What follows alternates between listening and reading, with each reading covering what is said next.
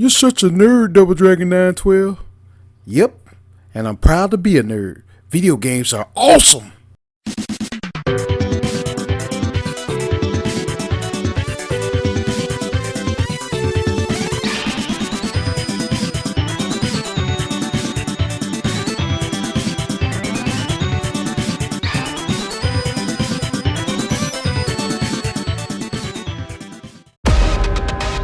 こいつは綺麗な物語じゃないんだ。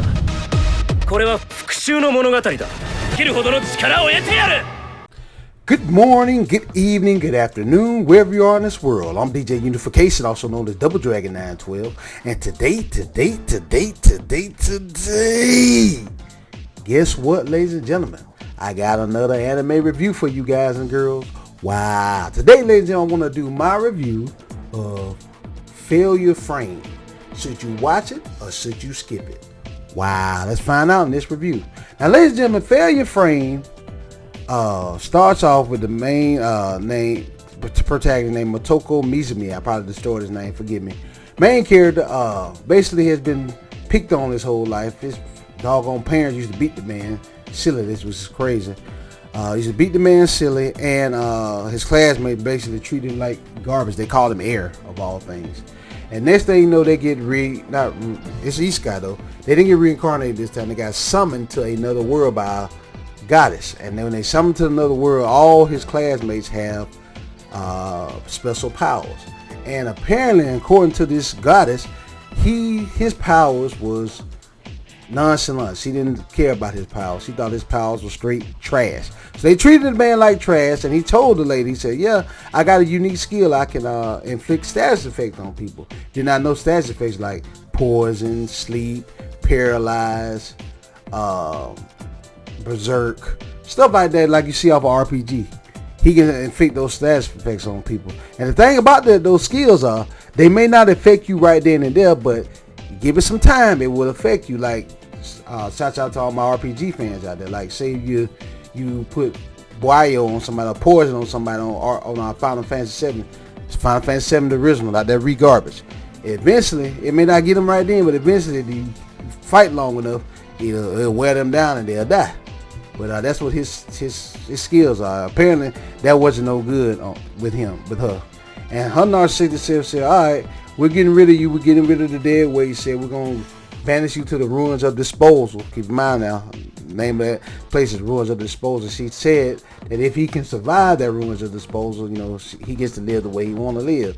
And basically, in her eyes, he was useless, and he banished that man down there, left him to die, basically down there, and they banished him down there. He tried to use his move on her, but it didn't work on her for some reason.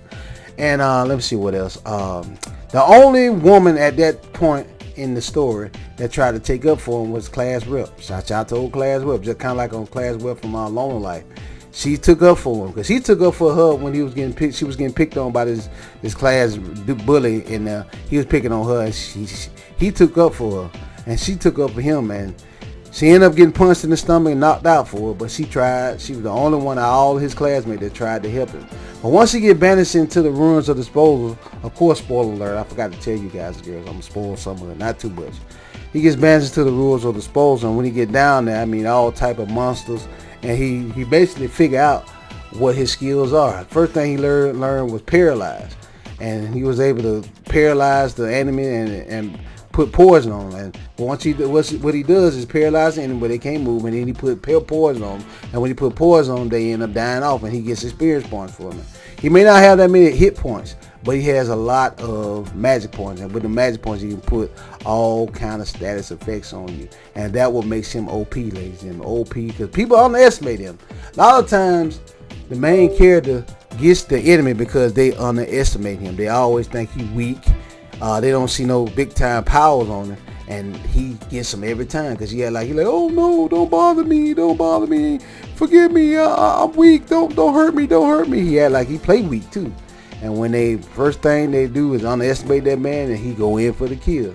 The mother of all f-ups is when you underestimate your opponent. I had to find that out when I played this game called Tekken 3 back in the day in the arcade. I underestimated this little kid. That little kid beat my tail with Eddie pressing two buttons.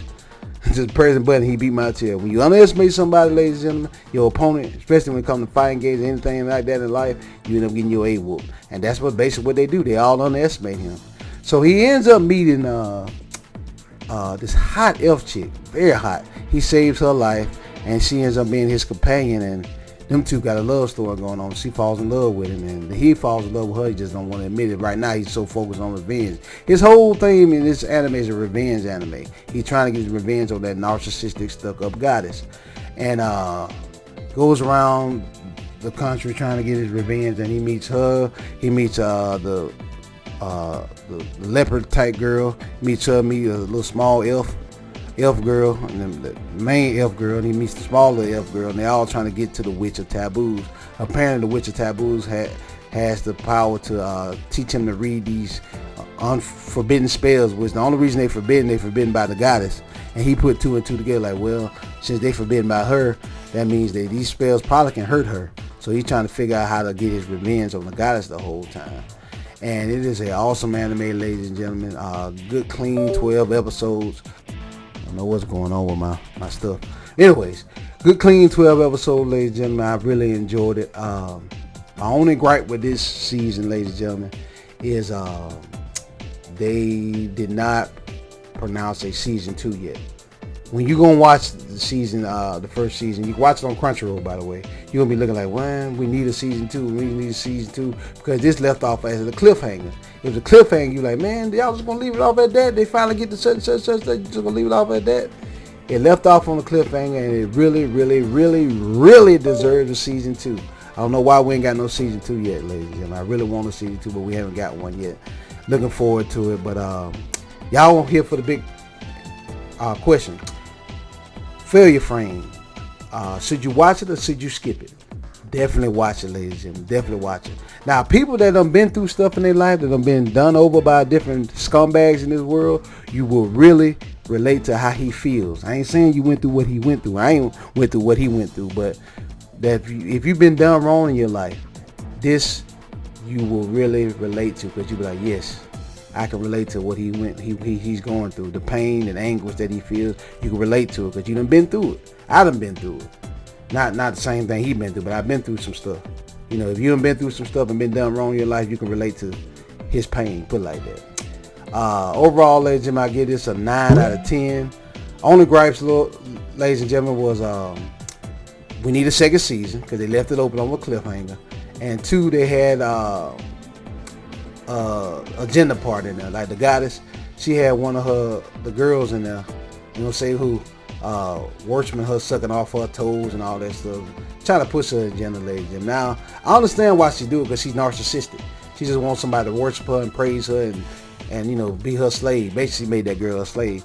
Now if she hadn't made the dude a slave, that'd been a whole different story, but since she's trying to push her agenda, I gotta take off a point or 2 for that. So yeah, I give it like a 9 out of 10 for that.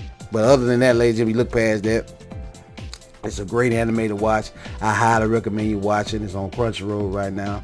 12 episodes. You can watch in a few hours. I really enjoyed it. I don't watch this series about at least 4 or 5 times. And Crunchyroll, whoever's over Failure Frame, please, please, please make a season 2. Don't listen to these photos of, well, the art style, it don't look good, blah, blah, blah. Sit up! Can't stand graphics and art style heads. That's ridiculous. As long as you got a good story, I'm fine with the art style. I don't care. And I can recognize this as an anime, I'm fine with that. But I love this anime, ladies and gentlemen. It's one of my favorite animes of all time. Actually, it made my top 20 favorite animes of all time. Y'all can watch that after I finish watching my video. 9 out of 10, ladies and gentlemen. Definitely watch this one. But that about wraps it up, ladies and gentlemen, for this rendition of Failure Frame review. Leave comments below, ladies and gentlemen. Have you guys and girls watched Failure Frame yet? Let me know down below in the comment section. I would really like to know. And stay tuned for more great videos. You know, I got some more reviews for you guys and girls on the way. Thank you guys and girls so much for watching. Stay tuned for more great videos like this on the way. Double Dragon 912 signing out. Peace out.